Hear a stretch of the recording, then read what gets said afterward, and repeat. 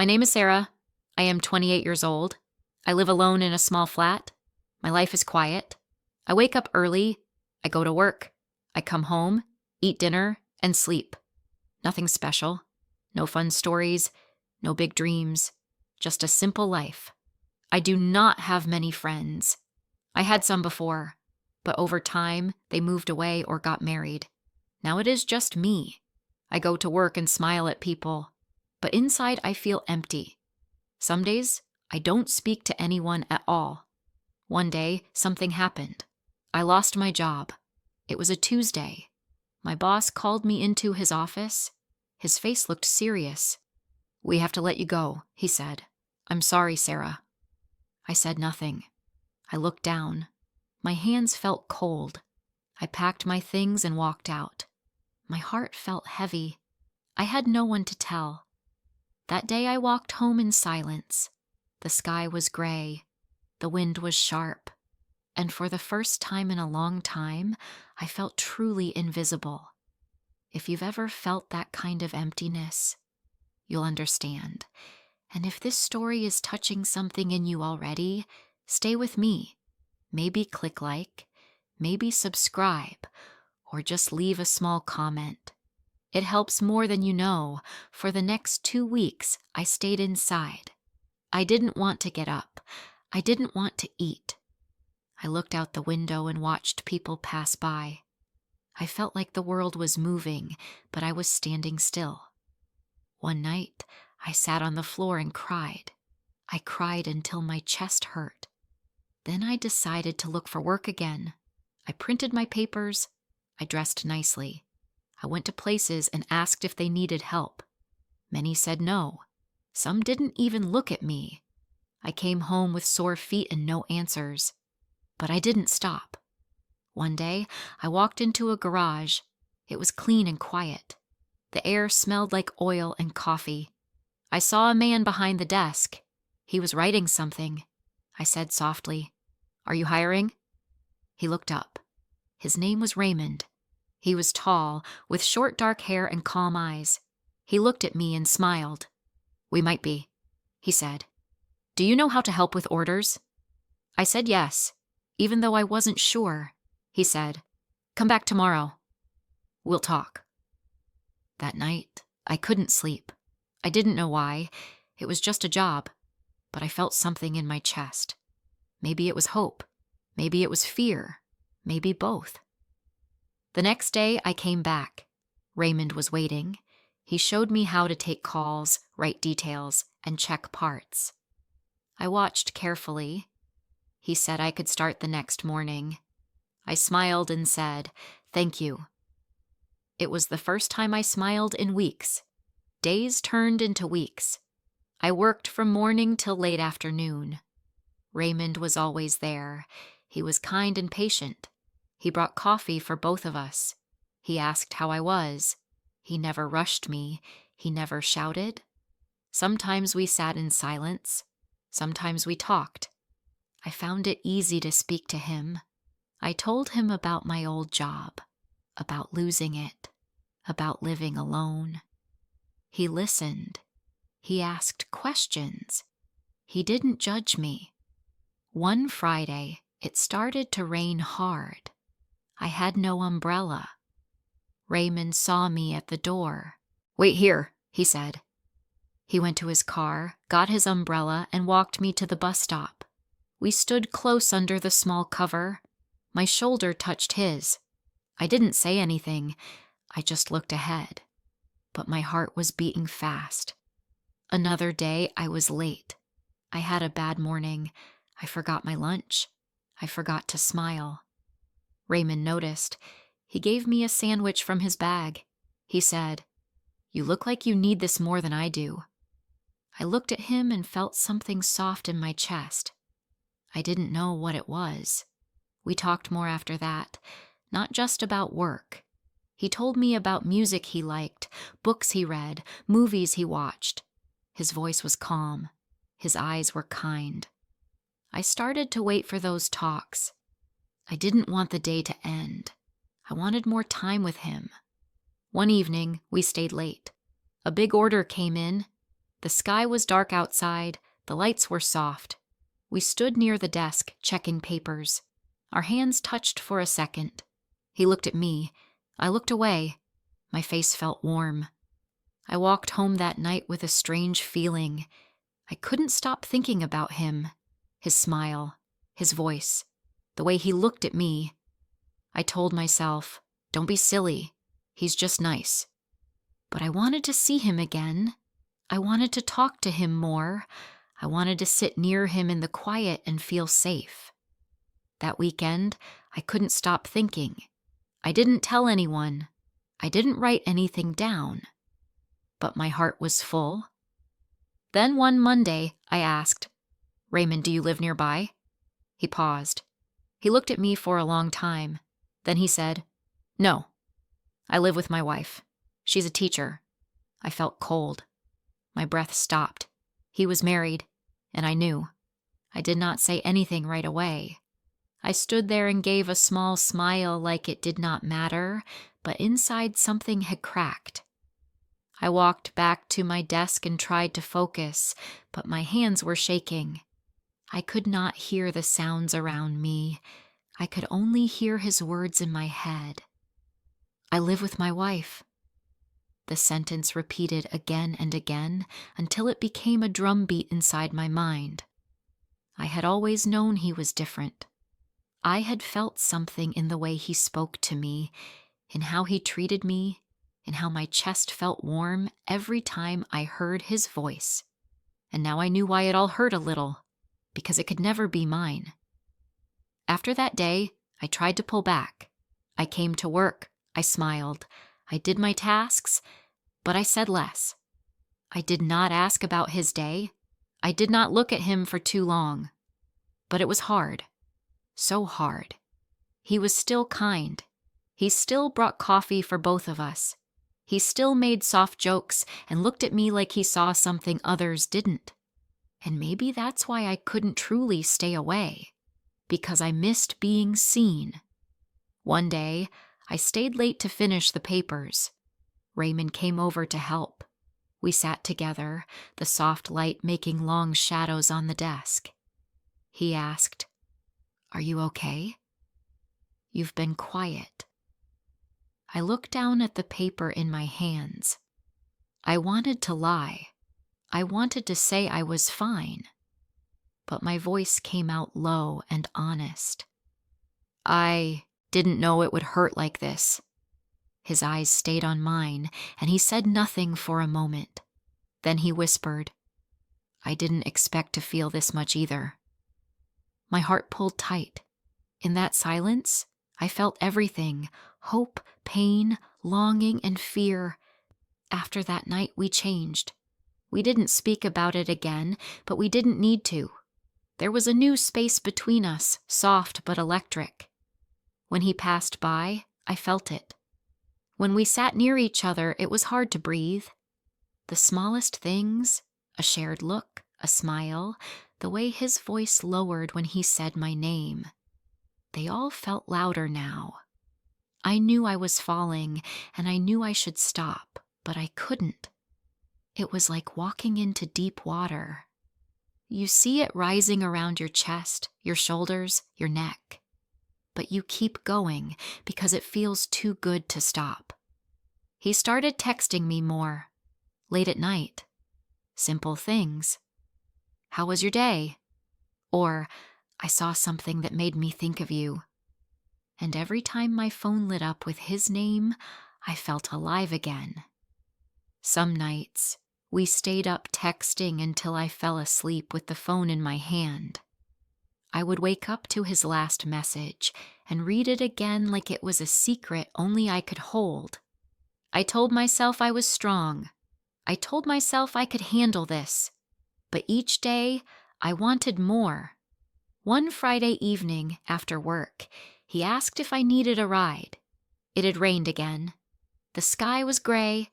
I said yes, even though I could have walked. Inside the car, it was quiet. He turned on the heat, and the windows fogged. We didn't speak for a while.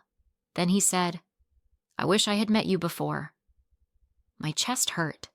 I looked at him, but he stared straight ahead. I knew what he meant. I also knew it was too late. After that night, the line was crossed. We started meeting outside work. Quiet places, empty roads. A small table in a corner of a restaurant where no one would see us. And every time I told myself, just one more time, then I'll stop. But I never stopped. I couldn't. With him, I felt warm. I felt wanted. He made me feel like I mattered. And when you've been alone for so long, that feeling becomes a kind of need. I started changing. I laughed more at work. I dressed better. I looked at my phone more often. But I also started crying at night. I cried into my pillow so no one would hear. Because I knew he wasn't mine. He never said he would leave his wife. I never asked him to. But a part of me, the quiet part, always hoped. One evening, we were sitting in his car again, parked in a dark street. He held my hand. I rested my head on his shoulder. I said, "What are we doing, Raymond?" He didn't answer for a long time. Then he said, "I don't know, but I don't want to stop." I nodded, but I felt something inside me break, because I did want to stop.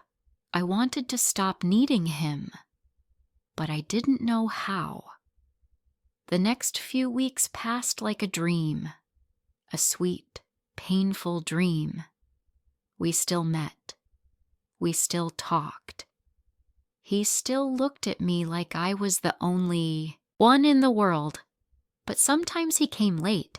Sometimes he canceled last minute. Sometimes he didn't call for 2 days. And that's when I started to feel it, the shift. One night, I waited at the small cafe we always met at. I sat in the back. I watched the door. I checked my phone again and again. I waited for 1 hour, then 2. He never came. I sent one message. "Are you okay?" No reply. I didn't sleep that night. The next morning, I opened my phone. There was one message. Just one. "I'm sorry, Sara. I can't do this anymore." And that was the moment my heart truly broke. I stared at the message for a long time. Just one line. No explanation. No goodbye. No voice. My hands felt cold. My chest felt tight. I read it again and again, hoping for more, hoping for a second message, a word to soften it, a reason. But nothing came. I sat still, phone in hand, heart heavy and slow. The room was quiet, but inside me, there was noise. My thoughts were loud. They circled around one question. Why now? I didn't go to work the next day. I stayed in bed. My curtains stayed closed. My phone stayed silent. I didn't eat. I didn't speak. I lay there with a pain in my stomach that had no shape, only weight. It felt like something had been ripped out of me, not my body, but something deeper. Something I could not see but felt in every breath. I knew I was not his wife. I knew I was never first. But I believed he cared. I believed I mattered. And now, I wasn't even worth a goodbye. On the 3rd day, I tried to get up. I made tea, but I couldn't drink it. I sat by the window watching people walk by. Everyone looked normal, happy, busy, like the world didn't care about my broken heart. I felt like a ghost inside my own life. I had been careful with my heart for so many years. I didn't let people in. I kept my walls high. But Raymond made me feel safe. He made me open the door. And now I stood in the ruins, alone. At work, I avoided him. I came in late and left early. When I saw him across the room, I looked away. I didn't want to meet his eyes. I was scared of what I'd see. Would he look sad? Would he feel guilty? Or would he look like nothing happened? I didn't know what would hurt more, but he didn't come to me. He didn't try to talk. He stayed at his desk and worked like I didn't exist. And that broke me more than the message. Weeks passed. The days felt long. I tried to forget, but everything reminded me of him. The sound of his car, the chair he always sat on, the coffee smell in the kitchen. It all felt like soft knives. Every memory was a cut. Some days I wanted to scream. Other days I just sat in the bathroom, trying not to cry loud enough for others to hear. I felt ashamed. Not just because he left, but because I let myself fall so deep for someone I could never keep. One evening, I walked home slowly. The air was cold and the sky was orange. I passed by the cafe we used to visit. The table in the corner was empty. I stopped and looked inside. My reflection stared back at me in the glass. I looked tired, older, not just in my face, but in my eyes. I didn't go in. I kept walking, but the ache in my chest stayed with me. Later that night, I sat on the floor of my room. I picked up my phone. My thumb hovered over his name. I wanted to ask why. I wanted to ask if it ever meant something to him, but I didn't. I put the phone down. I cried again. But this time, it wasn't just because of him. It was because of me. Because I knew I deserved more. I just didn't know how to ask for it. The next day, I left work early and walked to the park. The trees were turning yellow. Leaves fell softly around my feet. I sat on a bench and watched people walk by. Couples, families, old people holding hands.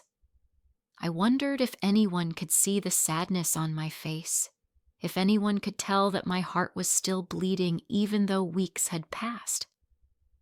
A little girl ran past me laughing, and I almost smiled. Almost. That night, I dreamed about him. He was sitting beside me just like before.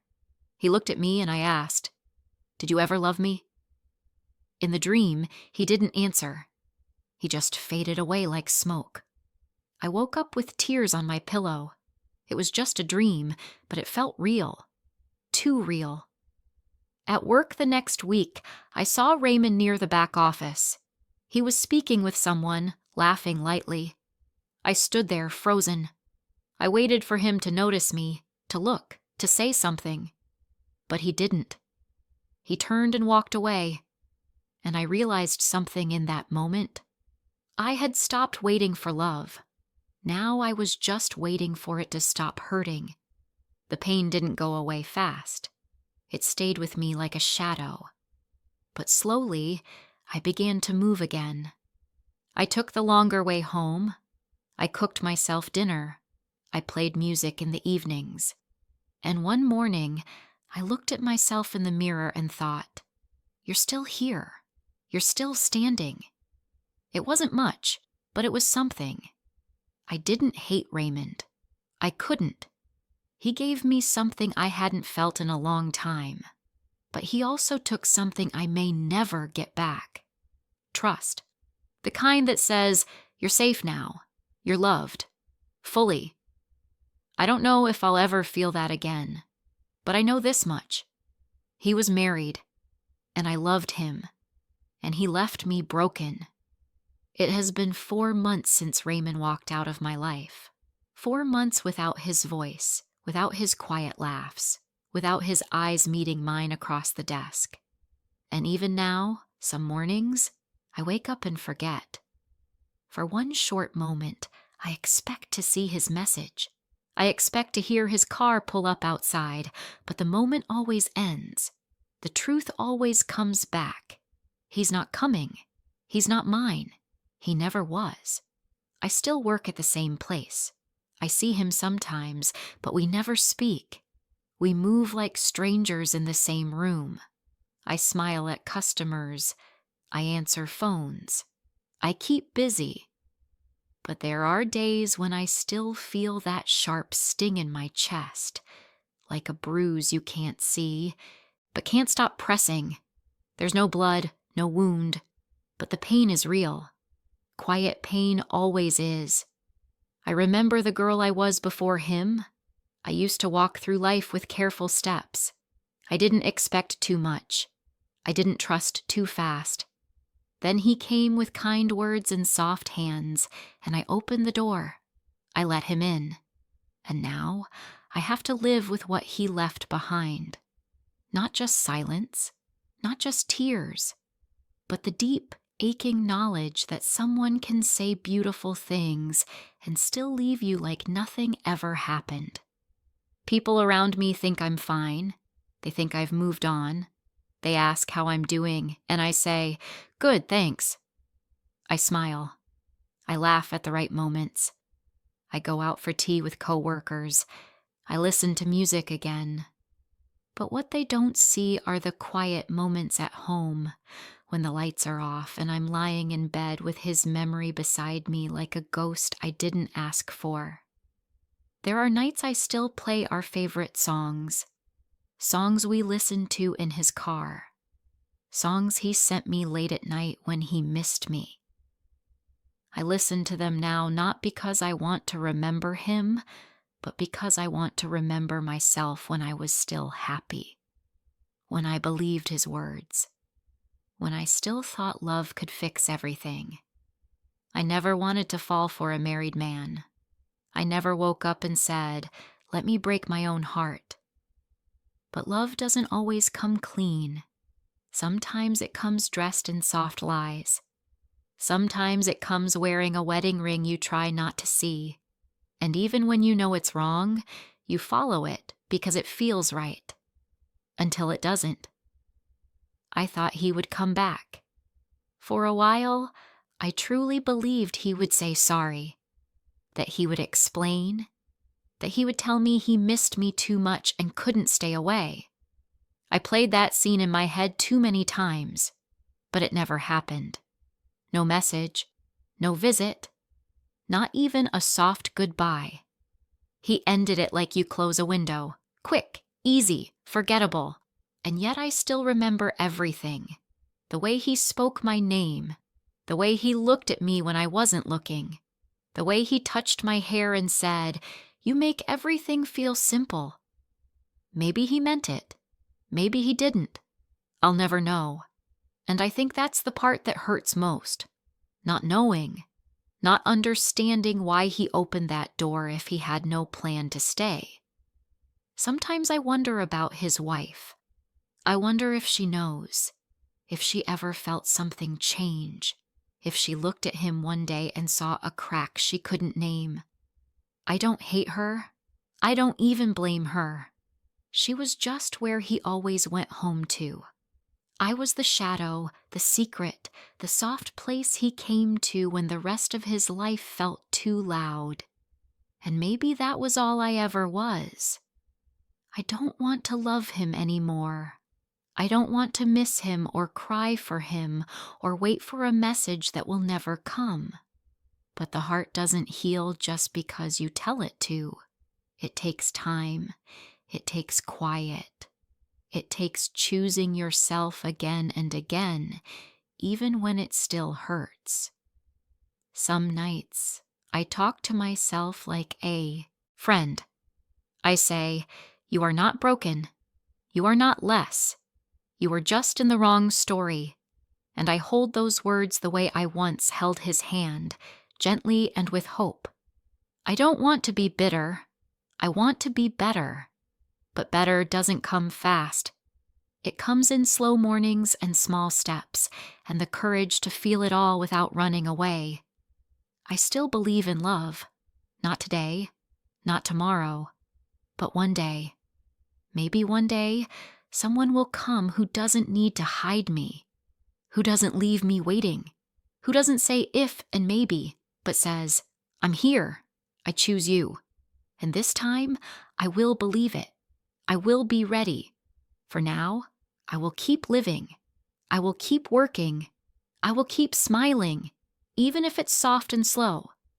I will take back every part of myself that I gave to him, piece by piece, until I feel whole again.